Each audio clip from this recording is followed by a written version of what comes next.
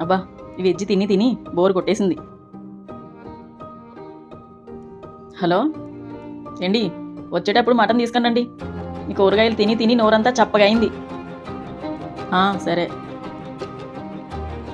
Non veg లేనిదే ముద్ద తెగదు మనకి.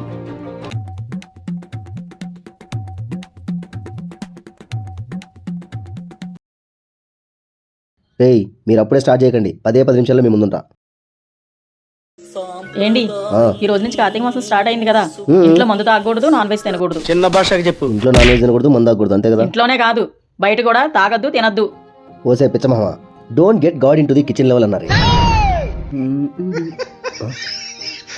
ఇవాళ నుంచి కార్తీక మాసం స్టార్ట్ అయింది కదా, no non veg, no alcohol. ఓకేనా? ఎక్కడికి వెళ్తున్నావు? ఎక్కడికి లేదు, ఇంట్లోనే ఉంటా. చచ్చిపోతుంటా.